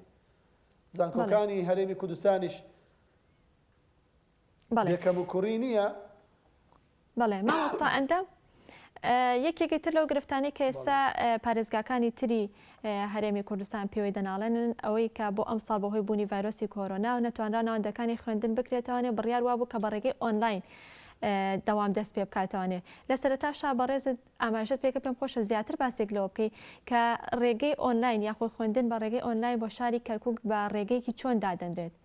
ڕێگەیەکی سەرکەوتوو دەبێت بەڵێ دیارە ئەویش بۆ خۆی یەکێکە لە گرفتەکان و سەرەدایەکمان باس کرد بەڵێ ئەوەیە کە حکوومەتی ناوەند بڕیاری داوە 29 ئەم مانگە دەوام و وەرزی ئەم ساڵ دەست پێ ئەەکە بەڵام کۆمەڵە ڕێوشێنی گرتووەتە بەرێکێک لەوانە 3 کەناڵی پەروەردەیی کردوێتەوە پێشتریش کەناڵی پەروەردەیی تری هەبووە ئێمە تکا ئەەکەین کە ئێستا حکوومەتی ناوەند بە هەوڵ و لە خەمی خوێندنی کوردی نییە لە کەرکووک حکوومەتی هەرێمی کوردستان درک بەم هەڕەشەیە بکە و بە هەستیاری ئەم قۆناغە بکە و ئەو برا گەورەیە بکە و ئەو گەورەیە بنوێنێ کەناڵێکی پەروەردەیی لە کەرکووک بکرێتەوە چونکە کاتێک سیستم ئەکرێ بە ئۆنلاین و خوێندن ئەکرێ بە ئۆنلاین خۆمان نەزانین کەرکووک جیاواز لە هەموو شارەکانی تری عێراق و بە تایبەت بەراورد بە هەرێمی کوردستان هێڵەکانی ئینتەرنێت زۆر خاو لاوازە ئەوە گرفت بۆ خوێنکاران دروستەکە و ئەم هەموو قەیرانی داراییەشی خەی خوێنکاری گرتوتەوە یعنی لایەنی کەم ئەوەیە تۆ یاخد هێڵەکانی ئەنتەرنێت بەهێزکە و بۆ خوێنکار و فێرخوازان بیکە بە بێ بەرامبەر هێلی ئەنتەرنێتیان بۆ دابینکە یاخود ئەوە تا کەناڵێکی پەروەردەیی بکرێتەوە من لێرە داوا ئەەکەم کەناڵی عێراقیەی کوردی هەیە هیوادارم تکامان وایە ئەوان کەناڵی عێراقیەی کوردی چەند بەرنامەیەک تەرخان بکەن یاخود کەناڵەکەیان تەرخان بکەن لەم هەلو مەرجەی لەم قۆناغە نەخوازراوەی کە هاتۆتە پێش بەس سەپێنراوە بەسەر میلەتەکەمانە بەهۆی ڤایرۆسی نەگریسی کۆرۆناوە ئەو کەناڵە تەرخان بکرێ بە کەناڵێکی پەروەردەی کوردی بۆ کوردی کەرکووک لە کاتێکە ئێمە ئەزانین کەرکووک ناسنامە و هەوێنی کورد بووە بە درێژایی مێژوو ئێمە هەمومان شانازی بە خاکی پیرۆزی کوردی کەرکووکەوە ئەەکەین و ئەوەی هەمانە و نیمانە بەڕاستی لە چاوی کەرکووکەوەیە و ئەو هەموو داهاتوونەوتەیە ساڵانە کە لێ ئەخورا و هەتا نەوتمان هەبوو هەتا دەوڵەمەند بووین بەوە یعنی سەدان و هەزار خاوەن هەبوو ئێستا بۆوا بە بێنازی و بەلاوازی و کڵۆڵی و کوزۆڵی جێهێڵراوین بووینەتە ئەوە لە نێوان دوو بەرداشی ناوەند و هەرێم کەس دەستی خێرمان بۆ درێژ ناکە و کەس ئاورێکی جدیمان لێ ناداتەوە ئەمەڵێ تۆ سەر بە هەرێمی و ئەوەڵێ سەر بە بەغدایت و بەداخەوە ئەکرێ یعنی هاوکاری و هەماهەنگی و تەنسیق لە نێوان هەردوو وەزارەتی پەروەردەی حکوومەتی هەرێم و ناوەند دروست بکرێ و ئاورێکی جدی بدرێتەوە و بە تایبەت حکوومەتی هەرێم یعنی بە ئەرکێکی ئەخلاقی و نەتەوەیی هەستێ و ئاورێکی جدی لە خوێندنی کوردی باتەوە. دەستەکانە خۆشەوە مامۆستا ئەندام زۆر سپاس ماندوومان کردی زۆر سپاس بۆ مامۆستا ئەندام جەباری کە بەڕێزیان شارەزان لە بواری پەروەردە و ڕایەنەری گەشەپێدانی مرۆین لە هەمان کاتدا سپاس بۆی کا بەشەیەکی ڕاستەوخۆ لە ستۆدیۆکانمان لە شاری کەرکووکەوە لەگەڵ ئێمەدا ئامادە بووین. بەڵێ خۆشیستان ئێستاش دەچینە لایەکێکی تر لە ئابڕگەکانی بەرنامەکەمان ئەویش فیچەرێکە تایبەت بە کارەدەستیەکان لە شەقڵا با پێکۆ بینەری بین و دواتر لەگەڵتان بەردەوامە بین.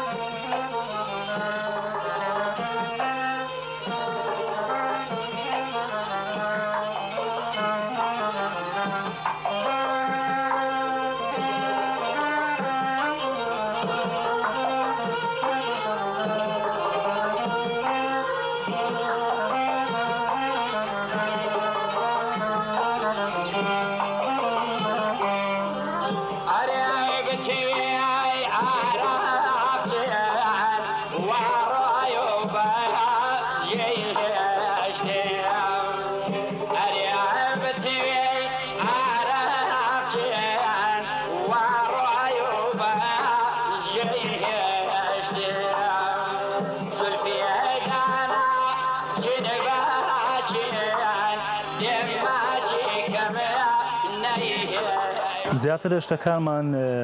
خۆماریە وەشتی ئەوەشمان هەیە باپێن ئیستێرادکە لە دەرەوە دێتن شتە خۆماریەکان وەکو باورێن هەنجیرە و هەنجوینە و سرکێ و نانەگەرازە و تەمەر هندی و ئەو شتانە ئەو شتانێک کە زیاتر لە دەرێدێن وەکو سەرەزاتە فستەقە باویە مێوژە قەیسی هەیە ئەو جۆرە شتانە مێژی شیلی زۆر بەناوبانگە شیلی و ئۆزباکستانی ئەو دوانیان مێوژەش و خۆشە و ڕەواجیشی زیاتر لەسەرە پازە ساردەبی لێورکانەما بەڵام زیاتر دوکانە ئەو دوکانە سەر کە دامنە تقریباً لە 3 ساڵی دەچین دوکانەکەم دانەیە تا ئەستاکەش بەردەوام ئینشاءالله گەر خوا پشتیوامی زیاتر بەردەوام دەبێت باشترین وەخت تەبعاً لە ساڵی 2009 تاکو 2012 و 13 و 14 باش بوو بەڵام لە دوای ئەو نەهامەتیانەی کە تووشی هەرێم و عێراق هاتن زیاتر تووشی داشکانی بازار و داروخانی بازارهاتی بە زۆری نانەگەرازە و تەمەر هندیە و سرکێ و ئەو جۆرەشتان ناومان تاریدا خەرچی شێخ مەموودیانم لە ساڵی 1970 هاتمە شەقراوەی دوکاندارم هەتا ئێستاکە بەردەوام لە ئیش و کاری خۆم ئیش و کاریشم بەتانی فرۆشتنە و شەقراوە جێکی گەشت و گوزار و سیاحیە کە خەرکەکە لە هەموو لایەکی ڕووی تێ ئەکەو دێتن بەرام بازارەکەی نەمایە بەهۆی ئەو وەزعی کە ئێستادا کەتیا وەزعی اقتصادی وەزعی کۆڕۆنەی و ئەوانە هەموو تاسیری زۆر لێ کردیا شقراوە بە سیاحی بەناوبانگە بە گەشت و گوزار بەناوبانگە جێگایەکی معروفە لە هەموو دنیاە هەموو دنیا ئەزانی شقراوە هەیە وڵە زارا بەرهەمی خۆماری وچی گەراز و تو و گوێز و ئەوەی هەبوو بەس ئێستا هاوەکە نەمایە ئەو ئەشتانەی ڕۆیە بەرهەمەکەی ئەگەر سیاحە خەرک بێتن لە سیاحی و لە گەشت و گوزار ئیسفادەی لێ ئەکا بەرام ئێستا هیچ ئیسفادەچی نەمایە بازارەکەی ئەگەر بێت و ئەو خوای تەبارەک تەعالا ئەو کۆڕۆنەن لەسەر هەگری اقتصادیەکەشن لەسەر هەرگری بازارەکە باشە بی بەس ئەوانە هەمووی بەرگرینە وەکو اقتصادی عالم پشێوی گیانی نەخۆشە مەعاش نینە ئەو نەخۆشی هەیە تاسیری زۆر کردیا لێرانە ئەو بەرەی کە چایەکە پێرێن سۆرک لەو پشتەوەی کە پێرێن سەفین لەو بەریکە لە ڕۆژهەراتەکەی زەردکانی پێرێن شاخی کراو قاسم لەو لە ئەچێ خوارێ مەسیفە ئەوە جوغرافیەکەی شقراوەی ئەوەیە منتیقەی گەڕەشیان دوایە کە پێرێن بێترمە ئەوە عیدی مەسیحیەکانە ئەوی دیش عیدی شەقراوەیە و ناو باخچەکان و سەر مەیدان کە هەیتی ناو شەهیدان و دەور و بەرەکەی هەتا ئەڕۆیەگەی هیرانی ئەوانە هەموو تابیعی شەقراوەینە شەقراوەش لە 26 گوندان پێ کاتێکە قەزەیە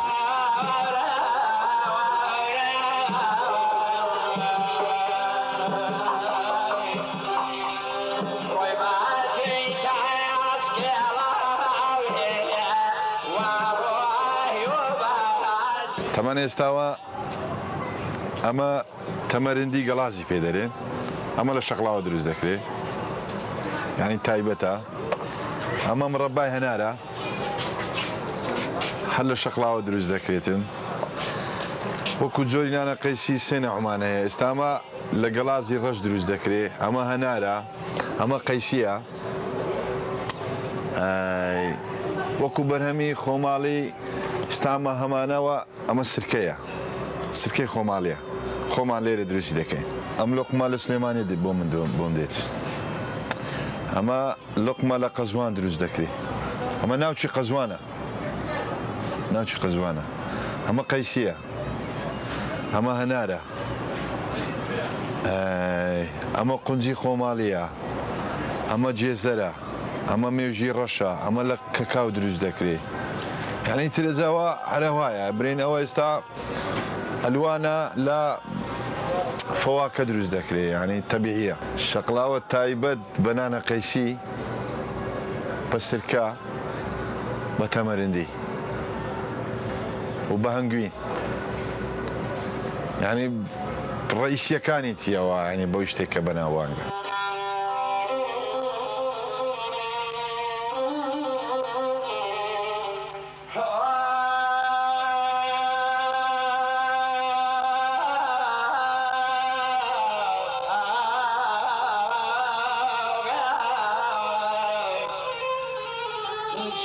بەرهەمی خۆماڵیمان زیاتر ئەو بابەتانەیە یەکەمیان وەکو تەمەرندی بۆ خۆمان دروستەکە دەستکردی باوچ خۆمە مرەبای گەرازمان هەیە کە گەرازەکەی شەقلاوەیە هەر لەو گەرازەی مرەبای دروستەکەین دوایەوەمان هەیە دەنجی هەناریە لەگەڵ سەرکەی تێکەڵ کراوە و نانە قەیسیمان هەیە لەگەڵ مرەبای شاتوو توی ڕەش کە ئەکەینە مرەبا و لەگەر ئەو نانە قەیسی تێکەرەکەین خەڵک زۆر ینی ڕەوازی لەسرە ئەو نوعیان دوای چەرەزاتمان هەیە باوی و فستەق و گازۆ و ئەو شتانە دوو نوعمان هەیە ترشمان هەیە و شیرینمان هەیە ترشەکەی لەگەڵ مرەبای شاتووە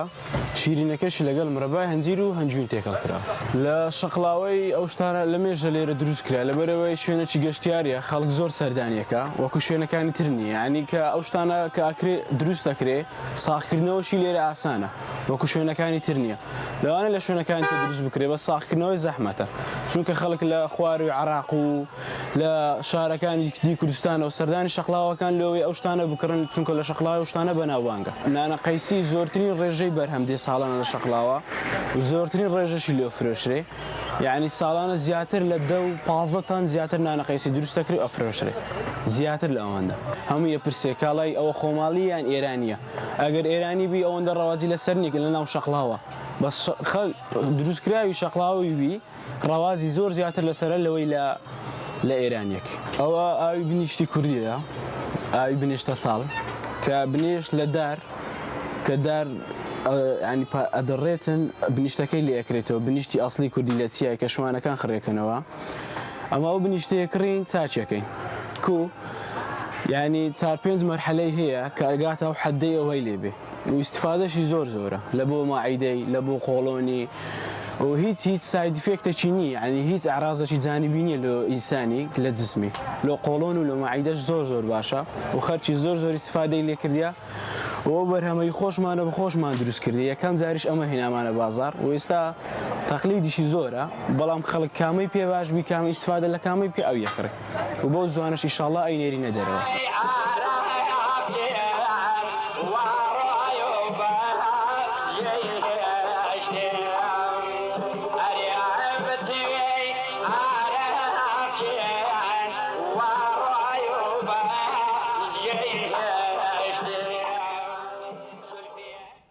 بەڵێ عزیزان ئێستاش بۆ گفتوگۆکردن لەسەر نۆژەنکردنەوەی ڕێگەوبانەکانی سنووری قەزای کۆیە ئەچینە لای پامنێرمان کاروان کە بەشێکی ڕاستەوخۆ لە کۆیەوە لەگەڵ ئێمەدا ئامادەیە کاروان سڵاو لێبێ و بەیانیت باش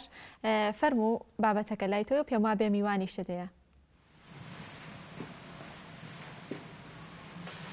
بەڵێ سنوور بەیانی و بەیانی گەلی کوردستان باش بەڵێ وەگەی خۆ ئاماژەت پێکرد ئێمە لە بەڕێوەبەرایەتی پاراستنی و چاکردنی ڕێگەوبانەکانی کۆی لەمانەوێت ئێمە ئەمڕۆ باز لە ئاستی و خراپی و چاچی ڕێگەوبانەکانی سنووری قەزای کۆیە بکەین بۆ بینەران و ئێوە میوانەکەم بەڕێز کاک کۆسار حەمد ساڵح بەڕێوەبەری چاکردن و پاراستنی ڕێگەوبانەکانی کۆیە دەبێت کاک کۆسار ئەم کاتت باش ئەگەر بێتێرەوە زۆر سپاس بۆم لەفەتەی کە بە ئێمەت بەخشیوە سەرتاوان کاتان باش بەخێر بێن سەرچاوان بەڵێ کاک کۆسار دەمانەوێت باز لە ڕۆژی ڕێگاوبانەکانی سنووری قەزای کۆیە بکەین لە ئێستا ئاستی ڕێگاوبانەکانی کۆیە چۆنە و تا چەند بەکەڵکی ئەوە دێت هاتوچۆی شۆفێران بەم ڕێگایاندا بکرێت ئەگەر بێتە پێشەوە لە نزیک بیتەوە لە مایکە سپاس دەکەم زۆر سپاس کاکاروان زۆر سپاس بەم دەرفەتە تاوان من پێش 2 ساڵ کە دەست بەکار بووم وەک بەڕێوەبەری بەڕێوەبەراتی چاکردن و پاراستنی ڕێگاوبانی کۆیە هاتمە سەر دۆخێکی زۆر خراپی ڕێگاوبان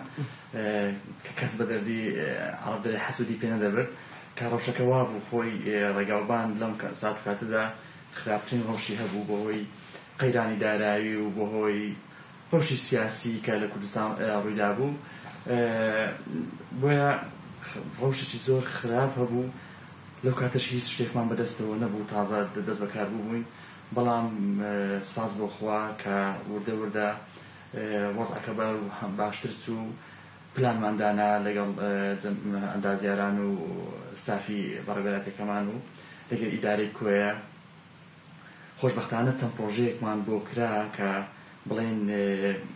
سەرەتای گواستنەوەی ئەو ڕەوشە خراپ بوو بەرەو باشی یەک لەوانە ڕێگای چاکردنەوەی کۆیە کەلکەسما کە ئەو کاتێک کە جەنابی کاقوبات سەرۆکی ئەنجومەنی وەزیران بوو بە کاتی موافقەی بۆ کردین بە نزیکەی 6 ملیار دینار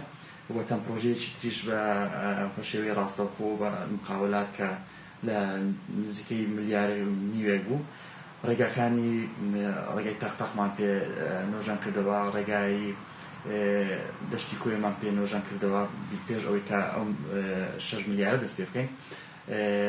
ڕێگای سکتانمان پێ نۆژان کردەوە بەڵام ئەوە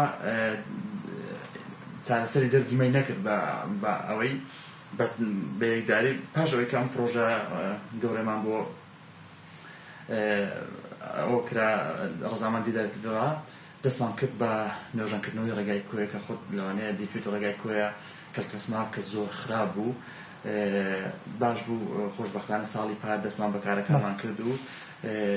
ئیش و کاری تا ئێستاش بەردەوامە فترەیەک ڕاوەستا بەهۆی ڤایرۆسی کۆڕۆنا و ئەو قەیرانداراییە بەڵام خۆشبەختانە ئێستا دەستمان بەکارەکەمان کردەوە کاکۆسار دەمێت پرسیاری ئەوە لێ بکەم کۆیە بە سنتەر و بە ناوەڕاستی شارەکانی هەرێمی کوردستاندا دەنگێت ئەوە چیتان کردووە ئەوەی کەەوە چۆن بڵێ کۆنتاکتێکی وە لەگەڵ لایەنە پەیوەندیدارەکانەوە وەزارەتی پەیوەندیداری تایبەت بەڕێ خزمەتگوزاریەکان و ڕێگەوانەکان بۆیەکەوە ئێوە بڵێن ئەم شارە سنتەرێکە هەموو شارەکانی کوردستان بێکەوە دەبەسێتەوە حتا لە حدودەوە بڵێن لە تورکیا لە ئێرانەوە ئەو بار هەڵگرانەی دێن بەم شارەیە دەڕۆن جادەکان لەژێر کاریگەری ئەو بار هەڵگرە خراپ بوونە چەند ساڵ ڕاستەکان کەڕانکەمەش کە دەچوینە وەزارەت مناقەشەی ڕێگاوانمان دەکرد دەیانگۆ لەم پارێزیە دەیانگۆ ئەوە 6 ملیار 10 ملیار بۆ کوێدا دانرا ئەم پێم دەوت کاکە ئەو بەس بۆ کوێ نییە کوێ چەقی بینی دوو دەوڵەتە بینی ئێران و عێراق ئێستا دەبینی تانکەرەکان و بارهەڵگرەکانی ئێرانیش بێرەدادێن و لە هێزایش کە بێرەدادێن کە دەبوویتە هۆی خراپبوونی ڕێگاوانەکانمان پێم گوتم بابە ئەوە بەس بۆ کوێ نییە ئەوە بۆ هەموو کوردستان ئەو پارێکە دابین دەکرێت بەڵام خۆشبەختانە لە وەزارەتی ئاودانکردنەوەش کە تەنسیقێکی زۆر باشمان هەیە لەگەڵ جەنابی وەزیرش و لەگەڵ کە لەڕێی جەنابی قایم قامەوە تەنسیقێکی زۆر باشمان هەیە و زۆر بەرەوپیری شەکانمانەوە دێن بۆیە تا ئێستا زۆربەی ڕێگای سەرچەکانمان تا حدەشی باش بووە ڕێگای دەشتی کوێە ڕێگای تەختەقا ڕێگای ستا ڕێگای کوێ هەولێر کە لەلایەن ڕێگاوانی هەولێرەوە جێبەجێکرا ئەویش باش بووە بۆیە ئێستا بڵێن ڕەوشێکی باشی ناڵێن زۆر باشە بەڵام باشە لە چاو 2 ساڵ پێشتا باشە کە ئێستا جێبەجێ کاکۆسەر ڕێگەی باسی ڕێگای هەولێر کوێت کرد ئێستا ڕێگاکە تاوەکو دێگەڵە بگرە زیاتریش کەمێک نۆژەن کراوەتەوە ئەوەی کە جێگەی تێڕامان و ئەوەی کە جێگەی نیگەرانی شۆفێران و هەوڵاتیان نەبوونی هێمای هاتوچۆ یاخود تابلۆی ئاگاداری شۆفێران تا ئێستا دانراوە کە ڕۆژانە ڕووداوی هاتوچۆی دەڕوودا ئێوە چه هەماهەنگیەکتان هەیە لەگەڵ بەڕێبەرایەتی هاتوچۆی کوێ و بۆ بەرزکردنەوەی داوایە بۆ دانانی ئەو تابلۆیانەیەکەوە لەسەر ڕێگاکە دابدرێت کاکەڕان زۆر ڕاستە قسەکانت تەڵام کە پرۆژەکە تەواو بوو زۆر هەموو تەواو نەبوو تا دێگەڵە تاواکراوە هەندێکیش ئەوش هەندێک قێرانی بەسەر داهات و ڕاوەستاوە بەڵام ئەوەندی کە تەواو کرا من نووسرامان بۆ بەڕێبەراتی هاتوچۆی کوێ کرد خۆشبەختانە ئەوانیش نووسایان بۆ وەزارەتی ناوخۆ بەرزکردەوە و ڕەزامەندیش وەرگیرا لەسەر ئەو پرۆژەیە کە هێڵکاری و دانانی هێماکانی هاتوچۆ بوو ئەگەر هەڵە نەبووم بەڵێندەرەکەش دەستنیشان کرایە کە چێ بەڵام بەس نازانم بۆ دەست بەکار نەبووە دەنا ئیشی کاری ئەوکەی تەندەرینگ و ئیحالە هەموو شتێکی تەواو بوو بەڵێندەرەکەش قەول بوو دەست پێکە بەڵام نازانم چونکە من لە نزیکەوە ئاگام لێ نییە و پەیوەندی بە ئێمەوە نییە بۆیە دەتوان لە بەڕێبەراتی هاتوچۆی کوێ پرسنام کاکۆسەر سەبارەت بە ئاستی ئەو ڕێگەوبانانەی کە لە ئێستا ئێوە کاریتیانەکەن بە شوێ گەیشتووە ئێستا کارەکانتان لە چ قۆناغێکایە وەشی پێم وتی پرۆژەکەمان ئەوەی کە کوێکە کەسمان بوو نزیکەی 6 ملیار بوو بەڵام هەندێک گۆڕانکاریمان تێگەی چا بووە نزیکەی 10 ملیار خۆشبەختانە دەستی جەنابی وەزیرش خۆش بێ کە ئەمە هەماهەنگمان بوو ئێستا کە لە ئێستادا هەندێک پرۆژێکەمان هەیە ئێستا لەگەڵ بەڕێوەبەراتی گشتی خۆشمان و لەگەڵ جەنابی قایم قام و وەزارەتیش بەرنامەیەکمان هەیە ڕێگای بوونەکان دەست پێکەین کاکەڕەوە ئێستا ڕێگای سەرچەکانمان تقریبا نزیک تەواو بوونە ڕێگای تەختە خۆر دەبینی ئەو فترێ هەموو خێتاوکردنەکەمان تەواو کرد ڕێگای دەشتی کوێیە لە گوندی بۆ بدەوە تاکو دوکان چینێشکەی قیرماوە ئەویش دەکەین یعنی ئەو ڕێگایە هیچ مشکلێکی تێدا نامینێ هەمووی باش دەبێت تا دەگایە دوکان لە کوێوە تا دەگەیە دوکان هیچ کێشەشی تێدا نامینێ ئەوەی کە دەمینێ ڕێگای سکتانە کە پرۆژەیەک باش بە ئەوشمان بیر نەچێ ئەو سەردەمێکی کاقوبات سەرۆکی ئەنجومەنی وەزیران بوو ئەو پرۆژێشی بۆ ئەو کردین بای ملیارێک و 900 ملیۆن بوو لە هیزۆپۆ تا هیران بەڵام کە ئەعلان کراو لە بەڕێوەبەراتی گشتی خۆمان ئەعلان کرا و تەندەرینگی بۆ کرا کەمترین نرخ لەلایەن مقاولێکەوە پێشکەشکرا بەڵام بەڕێوەبەراتی ڕایان لێ نەبوو لەو ئەوەیە وەزارەت ڕایان لێ نەبوو بۆ کێشە و ئیشی ئیحالە بۆیە ڕاوەستا ئیشەکە ڕاوەستا و لە هەزار بۆ قەیراندارە ئیشە ڕاوەستایە کاکۆسەر بە کورتیە بە پێم بڵێ چی بگرێ بۆ کۆی باشە چی بکەیت بۆ کۆی باشەوەی ئێستا وتم ڕێگای گوندەکانمان دەست پێ کرد و هەمدەشی باشمان دەست پێ کرد چەند پرۆژێکمان پێشکەشی محافەزە کردو کە داوایان لێکردین نزیکەی 13 پرۆژەیە بۆی گوندەکان بۆی بە گوندەکانیش بزان کە خۆ دەزانی ڕۆڵێکی زۆریان هەبوو لە شۆڕشی خۆماندا کە دەستیاندارە بۆیە پێویستە ئەمە ئێستا کار بۆ وام کە ڕێگای گوندەکانە بەڵام ئەوەی کە بۆ کوێ کە ئێستا زۆر زۆر ڕێگای میرسەیدا بۆ چکە ئێستا خۆت لە کوێی دەزانی کە بارانێک دەبارێت کە بەفرێک دەبارێت ڕێگای هەیبە سوڵتان بەردەی دێتە خوار تاشە بەردەی دێتە ئەو ڕێگای دەگیرێ هیچ ڕێگایشکی بەدیلمان نییە لە کوێ بۆیە ئێستا ڕێگای میرسەی یەکێکە لە ڕێگا زەڕەکان کە لە کوێ بکرێ چکە یەکەم ڕێی بەدیلە دوو ڕێیەکی سیاحیشە گەشتیاری خەڵک بۆ ئەوە سێ بۆ کوشتتوکاڵیش خەڵک ڕاین لە ئەوەی لەو دیوە لە سماقۆڵی و گرتک و جەلی و نازانین بەرمەکانی بەزووترین کار بگەێنە گەلێک سپاس کاکۆسار هەڵەسا بەڕێوەبەری چاکردن و پاراستنی ڕێگەبانەکانی کۆی زۆر سپاس بۆ مەرجەکەی کە ئێمە بەخشی بەڵێ سنوور ئەمە لەسەر بابەتی ڕێگەبانەکانی سنووری قەزای کۆی بوو لەگەڵ بەڕێوەبەری فەرمانگای ئەمە گفتوگۆیەکمان کرد دەگەڕێمەوە لایەوە سپاس بۆ پەیامنێرمان کاروان کە بەشەیەکی ڕاستەوخۆ لە کۆی لەگەڵمان بوو سپاس بۆ تۆ سپاس بۆ میوانەکەت بەڵێ خۆشەویستان ئێستاش بۆ وەرگرتنی هەواڵ و زانیاریەکانی ڕۆژی شاری دهۆک ئەچینە لای پەیامنێرمان کاروان کە ئەویش هەرناوی کاروانە کاروان سڵاو لێبێ و بەیانیت باش فەرمە هەواڵ و زانیاریەکان لای تۆن بەلێ چنوور سپێدا هەوا باش بیتن چنوور وەکو تێتازدانین و کارت ئێستاخلامیە بێژین بابەتên استاخلامیە پارێزگەها دووکێ کوردستان بگشتیژی بابەتên گەرمێن ڕۆژاوێنەش بەر و ڤایرۆسێ کوڤید 19 نهاژی بەر بەڵاڤیەکە بەرچاو خوڤەت بینیتن پارێزگەها دووکێ و خەڵکێکی زۆر تووشی وی ڤایرۆسیت بیتن و 24 دەمژمێرێندیدا پارێزگەها دووکێت 24 دەمژمێرێن بوریدا 2850 پشتینین هاتینەکردن بوو کەسێن و سەردانا نەخۆشخانە کریژ وان پشتینینان 415 جوان پشتینانان پۆزاتیڤ دەرچوونە ئەنکو هەلگرên ڤایرۆسê کۆرۆنایە بوونە هەروەسان چنوور 45 کەس هاتینە چارەسەرکردن یەن ku هەلگرên ڤایرۆسên کۆرۆنایە بووینە و هەروەسان 4 کەسان 24 دەمژمێرên بوریدا گیانê xwe ji dest de çinûr destpêka serhildana ڤایرۆsê کوڤید 19 heta vêgavêl parêzgeha Duhokê bêjin 209,517 piştînîn hatîne encamdan ji wê jî şwan piştînînan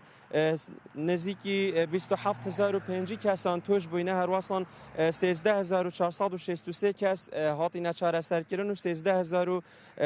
13,556 kesan jî heta nihal bin çavdêriyan û jdarî dane herwasan ji destpêkê û heta vêgavê 531 kes giyanê xwe ji dest de ji helgirên ڤایرۆsên کوڤید 19 bêjin herwasan çinûr midviya wêyekê jî deme diyarkirin ku 24 demjimêrên borî da jimara piştînînên hatînekirin parêzgeha Duhokê zêdetir bûye ji hemî parêzgehendî û herwasan jimara tojbûyan jî li parêzgeha Duhokê zortir bûye li hemî parêzgehendî ku 415 kes toj bûyne herwasan rîdanên trafîkî li parêzgeha Duhokê ku miqedim azadteha di malpera xwe de belavkirîne ku 11 kes bûyne qurbanî rîdanên hatnûçûnê ji wan 11 kesan du kes mixabinî ve giyanê xwe ji dest de ev rîdane yek li qeza Amêdiyê bûye ku navbera rêka Qedişê qeza Amêdiyê de hatiye rîdan ku 4 kes birîndar bûyne du kes de giyanê xwe ji dest de ku ew jî zalamek û hevjîna xwe bûyne giyanê xwe ji dest de herwastan rîdaneka dîtir qeza Zaxo rêkat navbera qeza Zaxo ku malgeha Batîfa da bûye ku wê rîdanê jî da bêjin birîndar hebûyne herwastan li bêjin gundê Girêpidê li devera dostiya li wêrê jî rîdaneka hatnûçûnê hebûye rasta birîndar hebûyne herwastan çinûr bêjin kertê geştiyarî jî di mahîka heyveheş de piştî ku rek hatîne vekirin bu parêzgeha Duhokê heta evrûke 6,000 geştiyaran seredana parêzgeha Duhokê kiriye ku em şên bêjin mavê du heyvan da 6,000 kes bûyne ev jî kertê geştiyarî velivandiye û bêjin bazara geştiyarî gerimtir lê kiriye piştî ku derge hatîne vekirin ku zorbeya van geştiyaran jî li başûr û naverastê Iraqê qesta parêzgeha Duhokê kiriye belê çinûr ev zaniyariyên ku 24 demjimêrên borî da bûn سپاس بۆ پەیامنێرمان کاروان کە بە شوەیەکی ڕاستەوخۆ لە شاری دۆکۆ لەگەڵمان بووی. سپاس بۆ تۆ، سپاس بۆ سەرجەم لە زانیاریەکانت. بەڵێ خۆشەویستان، گەشتینە کۆتایی و ئەمڕۆژ بە یارمەتیاوکاران و کۆی پرۆگرامی ئەمڕۆمان پێشکەش کردن. هەتا سبێنێ بە پرۆگرامێکی نوێ پێتانەگەینەوە. کاتێکی خۆش ئاسوودە بن.